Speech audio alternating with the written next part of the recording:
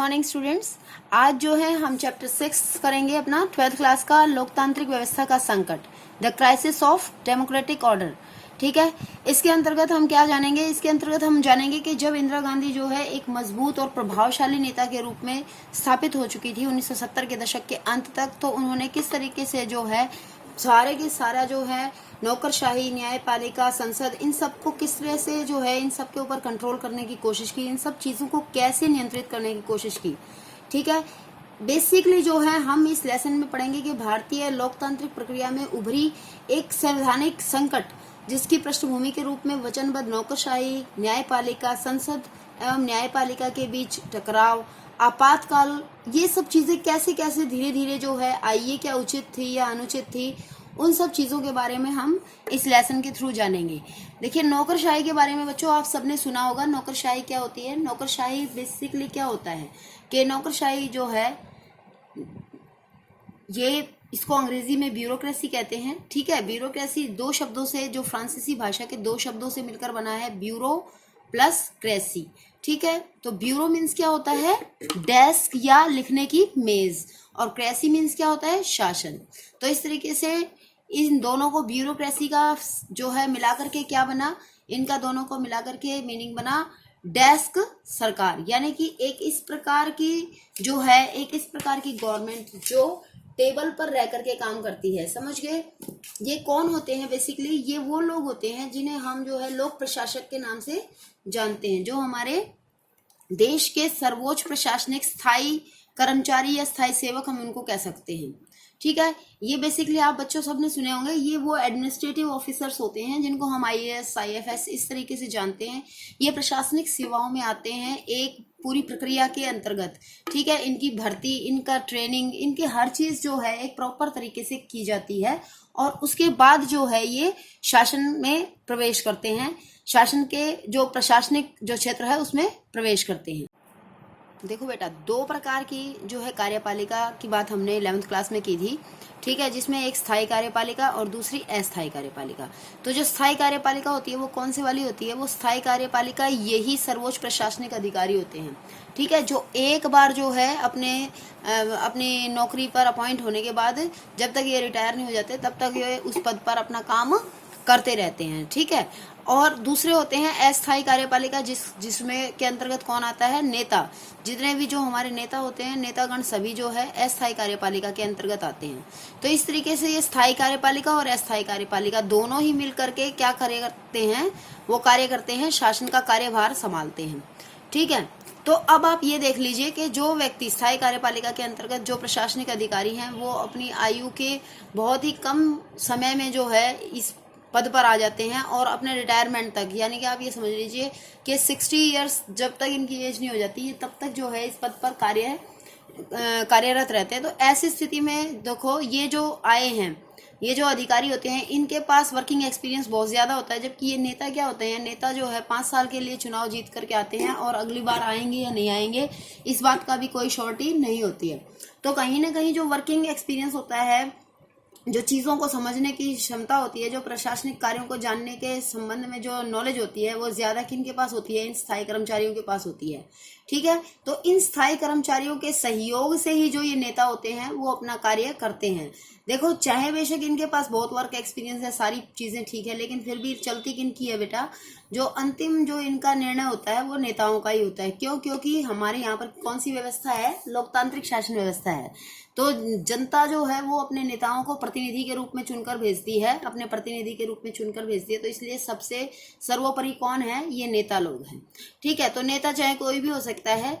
तो जब ये क्या हुआ कि जब जो है 1970 का दशक शुरू होता है, तो उस समय के दौरान क्या था कि ज्यादातर क्या हो रहा था? जो नौकरशाही थी उसका जो है दुरुपयोग किया जा रहा था। वो नौकरशाही का कार्य क्या होता है? बेसिकली नौकरशाही जो होती है वो स्वतंत्र और निष्पक्ष रूप से कार्य करती है। ठीक है, यही इसका सबसे बड़ा गुण होता है कि नौकरशाह जो होते हैं वो स्वतंत्र और निष्पक्ष रूप से कार्य करते हैं। किंतु यहाँ पर क्या हो चुका था कि धीरे धीरे 1971 में के चुनाव के बाद तो जरूर जो है ज्यादा उभर करके ये बात आई कि जो लोकसभा के चुनाव के बाद 1971 में तो इंदिरा गांधी जी जो थी उन्होंने अपने जो है उनको इतने ज्यादा वोटिंग्स उनको मिले उस जीत के जोश में और अत्यधिक शक्ति प्राप्ति की अभिलाषा ने जो है नौकरशाही के सिद्धांतिक स्वरूप को नष्ट कर दिया था और उसे सत्तारूढ़ पार्टी के अंग के रूप में जो है उसको प्रतिबद्ध नौकरशाही में परिवर्तित कर दिया था। इसका अर्थ क्या होता है? इसका अर्थ ये था कि जो इंदिरा गांधी थी उसने इस तरीके से जो है इंदिरा गांधी जी ने जो है इस तरीके से नौकरशाही का प्रयोग किया कि वो तटस्थ न रह करके क्या बन गई थी, उनके अंदर दलीय प्रवृत्ति उनके अंदर पैदा हो चुकी थी। ये बात तो थी इंदिरा गांधी की, लेकिन ऐसा नहीं है कि केवल इंदिरा गांधी ने ही ऐसा किया था। इंदिरा गांधी जी के अतिरिक्त भी जो है उस समय जो है 1967 में क्या हुआ था कि पश्चिम बंगाल में कम्युनिस्टों की नेतृत्व में बहुत एक गठबंधन सरकार बनी थी, ठीक है। और उस वेस्ट बंगाल वाला जो गठबंधन सरकार थी उसने भी क्या कहा था? उसने भी यही कहा कि बेटा यदि उद्योगपतियों का जो है घेराव होता है तो सरकारी कर्मचारी उसमें उसके अंदर हस्तक्षेप ना करें। तो ये जो थी ये ऐसा कहना कि सरकारी कर्मचारी हस्तक्षेप ना करें, ये भी चीज क्या थी? ये भी बिल्कुल गलत थी, ठीक है। तो ऐसा होता है कि जो सरकारी कर्मचारी होते हैं इनसे ये अपेक्षा की जाती है कि ये क्या करेंगे, ये जो है निष्पक्ष रूप से कार्य करेंगे, किसी के प्रति जो है अपनी क्या कहेंगे, किसी राजनीतिक दल के प्रति जो है ये अपनी निष्ठा न दिखा करके जनता के प्रति निष्ठा दिखाएंगे, ठीक है। ये इस तरीके से काम करेंगे। लेकिन ये जो 1970 के दशक के बाद या फिर 1971 में जब इंदिरा गांधी जी ने शासन का कार्यभार संभाला तो उस समय जो है स्थिति थोड़ी परिवर्तित हो गई थी, ठीक है। वास्तव में क्या हो रहा था बेटा कि वास्तव में जो है प्रशासक या नौकरशाह राजनेताओं के हाथ का खिलौना बनते जा रहे थे।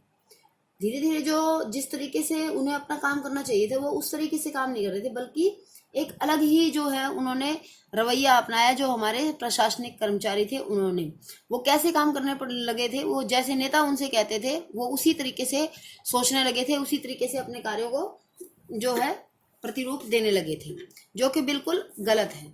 देखो ये नौकरशाह जो होते हैं ये अपने कार्यों के प्रति पूरी तरह से स्वतंत्र और निष्पक्ष होते हैं, लेकिन तब कॉन्सेप्ट उभर कर के आया वचनबद्ध नौकरशाही का, ठीक है। वचनबद्ध नौकरशाही बेसिकली क्या कहती है? वचनबद्ध नौकरशाही जो है इस बात की तरफ ध्यान केंद्रित करती है कि किसी विशिष्ट राजनीतिक दल के उद्देश्यों व सिद्धांतों से बंधी रहती है और उस दल यानी कि जो भी सत्तारूढ़ दल होता है उसके निर्देशों के अनुसार ही कार्य करती है, ठीक है। अपने जो इसकी खुद की जो बहुत ज्यादा पावर होती है प्रशासनिक अधिकारियों की सोचने समझने की, लेकिन ये उसका प्रयोग नहीं करते हैं, बल्कि ये वैसा ही करते हैं जैसे इनको कहा जाता है। देखो चाइना में भी यही प्रोसेस होता है। चाइना में भी जो है साम्यवादी सरकार है तो वहां पर जो एक राजनीतिक दल होता है उसी की जो है सारी बातें उसी के अनुसार जो है सारे कार्य किए जाते हैं, तो वहां पर जो है प्रोसेस है वचनबद्ध नौकरशाही का। लेकिन इंग्लैंड, अमेरिका, स्विट्जरलैंड ऐसे बहुत सारे कंट्रीज हैं जहां पर जो है वचनबद्ध नौकरशाही का कोई कॉन्सेप्ट नहीं है, और बल्कि जो है इसकी निंदा की जाती है कि अगर जो प्रशासनिक अधिकारी अगर इस तरीके से काम करते हैं तो ये निंदनीय माना जाता है, इसके लिए जो है गलत माना जाता है, ठीक है, कि उन्हें ऐसा नहीं करना चाहिए। तो लोकतांत्रिक व्यवस्था में अगर ऐसा हो जाता है कि वचनबद्ध नौकरशाही प्रवेश कर जाती है तो इसके लिए जो है ये बहुत ही ज्यादा लोकतांत्रिक व्यवस्था के लिए एक संकट या खतरा हो सकता है, ठीक है। क्योंकि देखो नौकरशाही की वचनबद्धता का संबंध जो है लोकतांत्रिक प्रणाली से न होकर के उस शासन प्रणाली से हो जाता है जिसमें एक ही दल हो, जैसे कि साम्यवादी देशों में। क्योंकि वहां पे वचनबद्ध नौकरशाही सत्ताधारी पार्टी की विचारधारा के प्रति शपथबद्ध हो जाती है, ठीक है, कि जो सत्तारूढ़ दल कहेगा वही जो है उसकी बात ही सर्वोपरि मानी जाएगी, तो जो कि गलत है, ठीक है। उसके अलावा लोकतांत्रिक राज्यों में इस सिद्धांत को नहीं अपनाया जा सकता है। क्योंकि बेटा लोकतांत्रिक शासन व्यवस्था में क्या होता है कि अनेक राजनीतिक दल होते हैं और दल क्या होते हैं वो सत्ता में आते जाते रहते हैं, तो इसलिए जो है राजनीतिक दलों की बजाय जो है नौकरशाही जो होता है उसको यानी कि जो नौकरशाही यानी जो हमारे जो ये एडमिनिस्ट्रेटिव ऑफिसर जो हमारे प्रशासनिक अधिकारी होते हैं उनके ऊपर ज्यादा दायित्व होता है ताकि वो अपने कामों को सही ढंग से कर सके, ठीक है। उसके बाद हम बात करते हैं कि 1970 के दशक की जो परिस्थिति थी उसमें इंदिरा गांधी जी की राजनीतिक महत्वाकांक्षा पहले से और भी ज्यादा बढ़ गई थी, ठीक है। उनको ये लगता था कि भाई किसी न किसी तरह से क्या होना चाहिए कि नौकरशाही को जो है जो भी सत्तारूढ़ पार्टी है, जैसे कि उस समय कांग्रेस थी तो कांग्रेस को के अनुसार उसको कार्य करना चाहिए, ठीक है। और ये कहीं ना कहीं उन्होंने इस बात को पूरी तरह से लागू करने की भी कोशिश की। उसके बाद कॉन्सेप्ट आता है वचनबद्ध न्यायपालिका की। वचनबद्ध न्यायपालिका यानी कि कमिटेड जुडिशरी क्या होता है? कमिटेड जुडिशरी का भी मतलब यही है। जुडिशरी भी क्या होता है? जुडिशरी भी बेटे लोकतांत्रिक व्यवस्था का एक महत्वपूर्ण अंग है, ठीक है। तो न्यायपालिका को भी क्या होना चाहिए? न्यायपालिका को भी स्वतंत्र होना चाहिए, और न्यायपालिका के कार्य में भी कोई हस्तक्षेप नहीं होना चाहिए किसी भी प्रकार का। किसी भी जो भी राजनीतिक दल है सत्ता में, उसका कोई भी जो है हस्तक्षेप नहीं होना चाहिए, क्योंकि जो न्यायपालिका है अगर वो स्वतंत्र नहीं होगी तो वो अपने कार्यों को सही ढंग से नहीं कर पाएगी। तो इसलिए किसी भी दबाव में आकर के वो अपने निर्णयों में जो है परिवर्तन कर सकती है। अपने निर्णयों के प्रति जो है वो ये कह सकते हैं कि वो गलत निर्णय भी ले सकती है, ठीक है। तो इसके ऊपर किसी प्रकार का दबाव नहीं होना चाहिए। लेकिन जो इंदिरा गांधी जी थी, उन्होंने जो है इसमें भी क्या किया, न्यायपालिका में भी अपना इंटरफेयर किया, और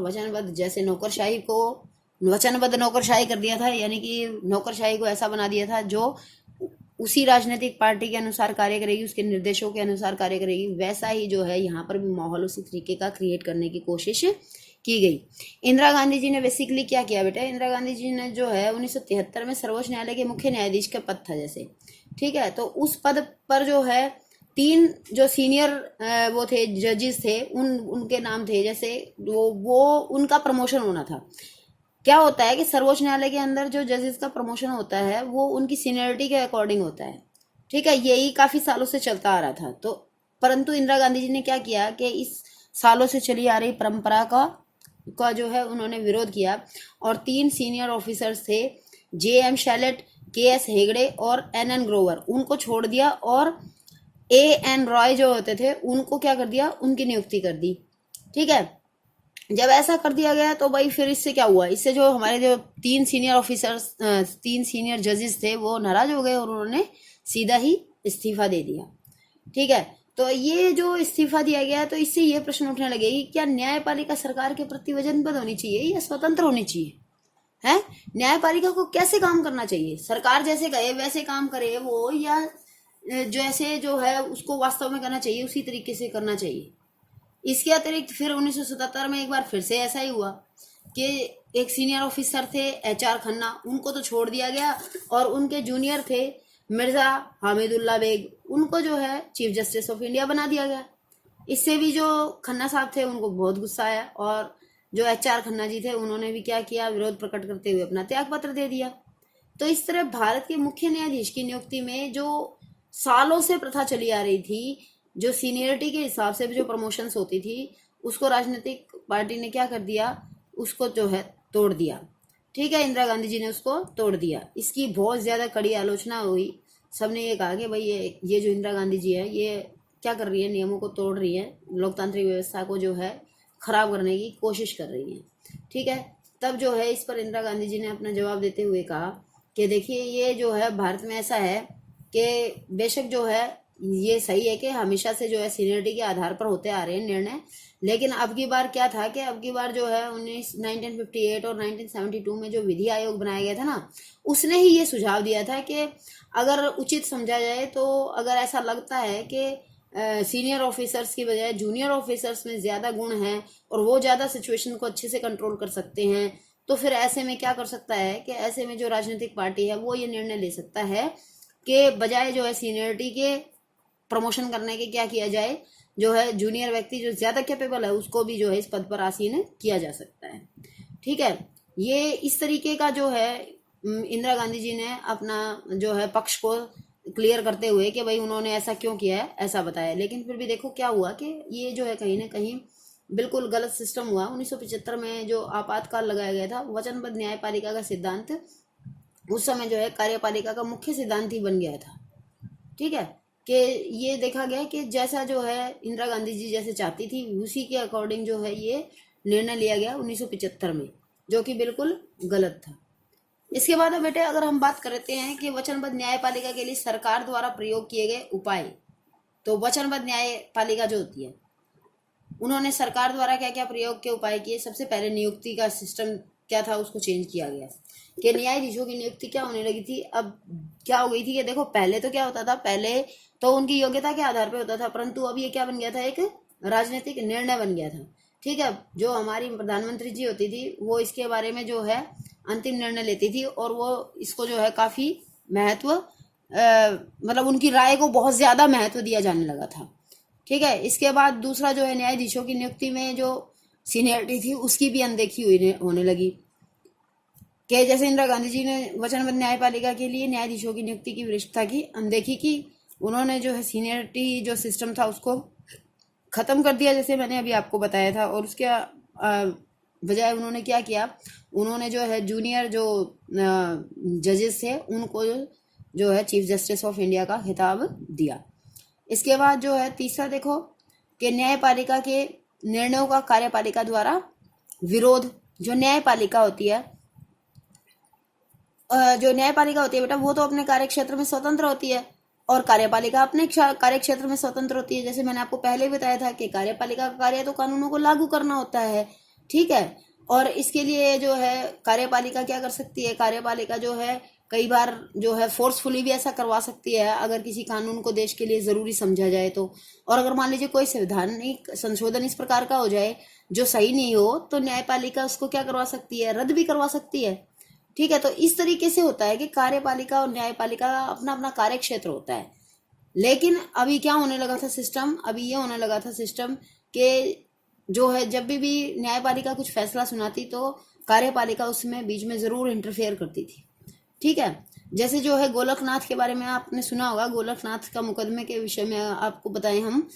तो गोलकनाथ का जो मुकदमा हुआ था उसमें उच्चतम न्यायालय ने क्या किया था, संपत्ति और अन्य अधिकारियों को संपत्ति और अन्य अधिकारों को क्या मान लिया था बेटा, अटल माना, और कहा कि संसद जो है इनको भंग नहीं कर सकती है। जबकि 24वें संवैधानिक संशोधन द्वारा क्या किया गया था कि यह अधिकार पुनः प्राप्त कर लिया, परंतु 25वें द्वारा फिर से जो है इसको लागू करने के लिए संपत्ति ग्रहण कर सकती है। मतलब ये एक इस तरीके का जो है, इसको ये गोलकनाथ बनाम भारत सरकार जो मुकदमा था इसके निर्णय को बार बार चेंज किया गया। इस पर जो है ये एक शॉर्टी नहीं दिखाई गई कि भाई जो न्यायपालिका का निर्णय है वही अंतिम निर्णय है, नहीं, उसमें कार्यपालिका का बार बार इंटरफेयर होता रहा। ठीक है, तो ये जो है बिल्कुल एक गलत तरीका है। चौथा पॉइंट जैसे हमारा है कि राजनीतिज्ञों द्वारा न्यायाधीशों की आलोचना होती है, कि ये बिल्कुल ही गलत बात है। ये बहुत ही जो है लोकतांत्रिक व्यवस्था के लिए शर्मनाक बात है कि अगर राजनीतिज्ञ जो होते हैं वो न्यायाधीशों की आलोचना करें तो, क्योंकि न्यायाधीश जो होते हैं वो खुद ही जो है वो बहुत ही सर्वोच्च पद होता है, वो सम्माननीय पद होता है। अगर उसके लिए जो है किसी भी प्रकार का जो है अगर राजनीतिज्ञों द्वारा बुराई की जाती है न्यायाधीशों की तो वो गलत है। जैसे नेहरू जी और उनके द्वारा मंत्री अम्बेडकर ने पहले संशोधन बिल को संसद में पेश करवाते समय जजों की संसद में आलोचना की थी। इसी प्रकार बैंकों के राष्ट्रीयकरण, गोलकनाथ और प्रीवी परसों के मुकदमे में जब न्यायालय ने सरकार के पक्ष में निर्णय नहीं दिया तो इंदिरा गांधी जी ने भी इनकी आलोचना की थी। ठीक है, आपने लास्ट चैप्टर में पढ़ा है ना, प्रीवी पर्स की समाप्ति के लिए जो इंदिरा गांधी जी ने कदम उठाए थे। तो इस तरीके से जो है यहाँ तक कि जो संसद थी उस समय की, उन्होंने जो है ये भी कहा कि न्यायाधीशों के ऊपर महाभियोग तक चलाने की जो है आरंभ कर दिया था। यहाँ ये सिचुएशन पैदा हो गई थी। तो ये सब चीज़ें क्या हैं, ये सब चीज़ें जो है कहीं ना कहीं दबाव बनाती हैं लोगों के ऊपर, संस्थाओं के ऊपर। अगर मान लीजिए इस तरीके से जो है प्रेशराइज किया जाए तो ऐसी स्थिति में ना तो न्यायपालिका ठीक काम कर सकती है, ना कार्यपालिका ठीक काम कर सकती है, और ना जो है जो ये हमारे सरकारी कर्मचारी हैं वो ठीक काम कर सकते हैं। तो इस तरीके का एनवायरनमेंट अगर गवर्नमेंट तैयार करती है तो कहीं ना कहीं ये एनवायरनमेंट लास्ट में क्या करता है, लोकतांत्रिक व्यवस्था को बिगाड़ने में, उसको ख़राब करने में बहुत ज़्यादा जो है इम्पोर्टेंट रोल अदा करता है। और ऐसा ही इंडिया के अंदर भी हुआ, जब जो है इंदिरा गांधी जी ने जो है नौकरशाहों को और न्यायपालिका को इस तरीके से दबाना शुरू कर दिया और चारों तरफ जो है अपनी बात को सर्वोपरि रखने के लिए जो है उन्होंने फुल फ्लैज जो है तरीके अपनाए, चाहे वो उनके तानाशाह तरीके थे, चाहे वो उनके सही तरीके थे, गलत तरीके थे। वो ये कह रही थी कि केवल जो है वो अगर कुछ भी कर रही हैं, चाहे वो नौकरशाही पर को जो है वचनबद्ध नौकरशाही में तब्दील कर रही हैं, चाहे वो न्यायपालिका को वचनबद्ध न्यायपालिका में तब्दील कर रही हैं, उनका उद्देश्य क्या था, वो ये कह रही थी कि भाई मैं ये जो भी कुछ कर रही हूँ अंतिम रूप से जनता के कल्याण के लिए ही कर रही हूँ। लेकिन ये कहीं ना कहीं जो है जनता के कल्याण के लिए नहीं था। धीरे धीरे बाद में इसका जो है बहुत ही भयंकर परिणाम सामने आए। और मैं तो ये कहूँगी कि हम अगर आज इस कॉन्सेप्ट को पढ़ रहे हैं कि वचनबद्ध नौकरशाही और वचनबद्ध कार्यपालिका, तो आज जो है हमें उस समय से सीख लेकर के आज इस पर ज़रूर काम करना चाहिए। आज भी कोई भी राजनीतिक पार्टी ऐसी नहीं होनी चाहिए जो इस तरीके के बिहेवियर को अपनाए और कमिटेड ब्यूरोक्रेसी या कमिटेड जुडिशरी को का कॉन्सेप्ट जो है इस डेमोक्रेटिक ऑर्डर के अंदर लेकर आए। अगर ऐसा होता है तो ये हमारा क्या हो जाएगा, ये क्राइसिस ऑफ डेमोक्रेटिक ऑर्डर बन जाएगा। ठीक है, क्राइसिस, जो कि अच्छी बात नहीं है।